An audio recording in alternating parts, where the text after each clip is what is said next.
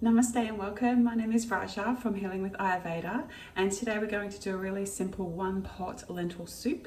And this is one of those recipes you really could use whatever you have left over in your kitchen to just use it all up and not be wasteful. So we start off with just heating our pot a little bit.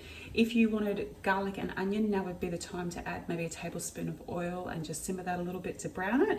We're not doing that today, but we are starting with lentils. So I have got 3 cups here, and you could use tinned if you like. Just make sure you rinse them really well because they are high in salt. Or if you're using the fresh ones, I like to just soak them overnight. So we pop that into our pot. Already.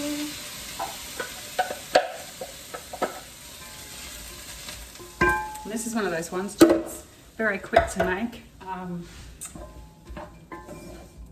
Really is just a matter of mixing everything through and keeping an eye on it, so that makes it easy. Okay, so once we've got that underway, as I said, if you wanted to do onion and garlic, you'd probably do like maybe a clove of garlic and half an onion or something. I wouldn't go too overboard with it. But we're not using that today, so it really is just heating everything through. And I don't like to overcook my vegetables because it does take the nutrients out, but I also like a little bit of consistency in there with how the vegetables should be. So if we have them, so they're not too hot, not too overcooked, that is all helpful. Okay, so that's just going there. I've also popped in there a teaspoon of turmeric, but you could use a little bit of curry powder if you like to salt. So if you're not using tin lentils, you could pop some salt in there as well. This would be the time. I like to keep down the salt because I think if you're eating any processed food, almost all of it has sugar and salt in there anyway. So just to be careful with that. It is something to be mindful of. So I can actually feel the heat coming off of that already.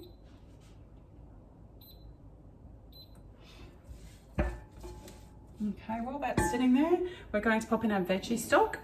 Now, what I like to do is when I'm making boiled vegetables for something and I don't need the water, I'll drain that off and I'll pop it in the freezer. And it doesn't matter what kind of vegetables you're working with, so anything that you're boiling. Or if you just have a whole heap of vegetable scraps, I know some people who will use onion peels and potato peels and everything and boil it up and drain it off and use that as stock. It is much nicer than the store-bought kind, which again is high in sodium, and also you know exactly what's in it, so you're choosing what vegetables you like. I actually don't eat onions, so I like to stay away from things like that, but by doing it this way I actually know exactly what's in there. So we're just letting that warm up a little bit. So what we do now is we cover this. I'll just grab a pot lid.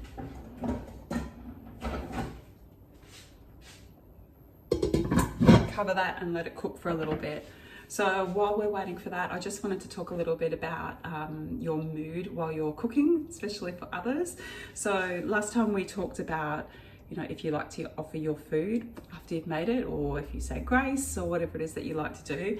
But something that I like to do is that when you're making your food, if you're in a cranky mood, you come home from work and you don't want to make it and you're just cranky as you're making it, I believe that energy goes into your food. So I actually feel like you should be cooking with love, love and devotion.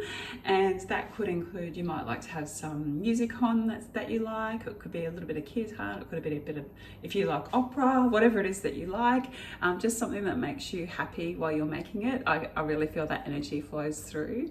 And it's also said that, any bad any bad energy that you've got is going through to that. So it really is something to think about. I like to think on that a little bit as I'm going. And also maybe think about why you're doing it. So why are you cooking for others? So you're cooking usually because you love them, so that passes through. So while that's cooking, I'll just let you know the other things that we've got, because once that's cooked a little bit, we'll pop it all in together. So we have 2 potatoes, which I had quite big potatoes.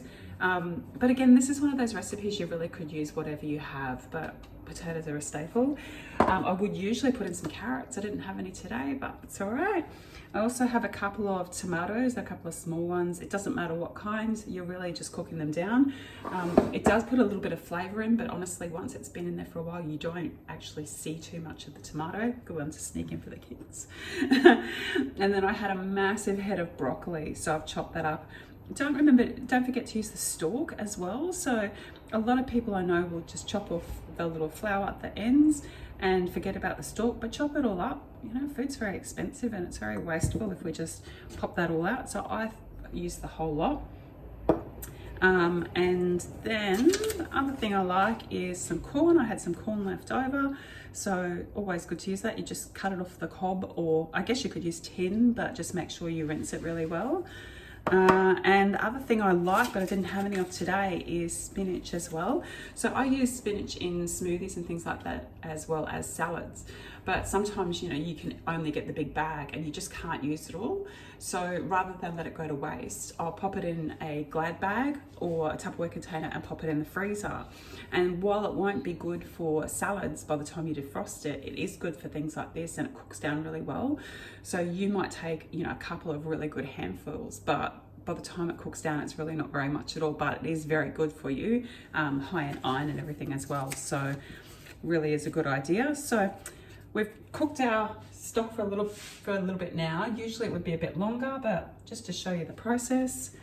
Next step is we pop everything in. Hopefully without spilling it everywhere.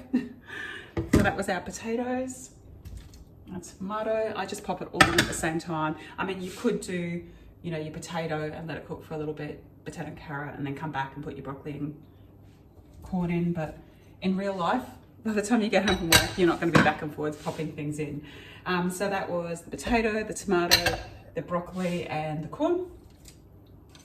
Pop all of that in there. Just rinse off my hands again. I always have a sink of hot water as I go. And then I just stir that all through.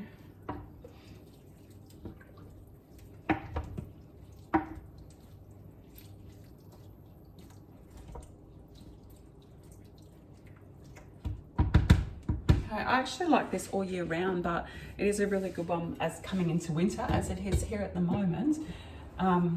It's a good one that when you get home from work, like tomorrow night, because it's Sunday here, so tomorrow night I'll come home and just pop leftovers on the stove back in the same pot, pop it back on the stove and heat it through, and you know, by the time we have our showers and everything, it'll be warm. So it is a good one for, you know, reheating the next night, or taking for lunch, even if you've got somewhere that you can heat it up.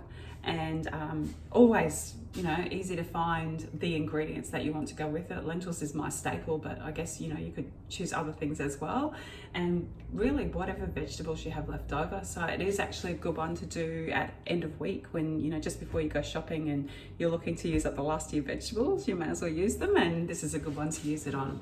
So what we're going to do now, I'm going to go. We'll pop back once this is done so we can have a look at the final product. Thank you, see you soon.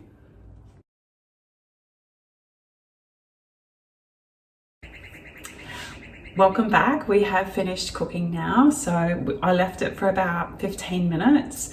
My stock was cold because it was out of the freezer, so it took a little bit longer than it probably would normally to heat up. As I said, if you wanted to do it step by step, you could put in your lentils in your stock, let it sit for a while, put in your potatoes another 10 minutes, and then pop in all the rest of your veggies. But honestly, in the real world, nobody has time to do that. So I just pop everything all in together and it always works out. So once that's done, just take a little bit of everything as well as a bit of broth. I've just got all of mine in a bowl here, you can see, but I'll also put a photo in for you.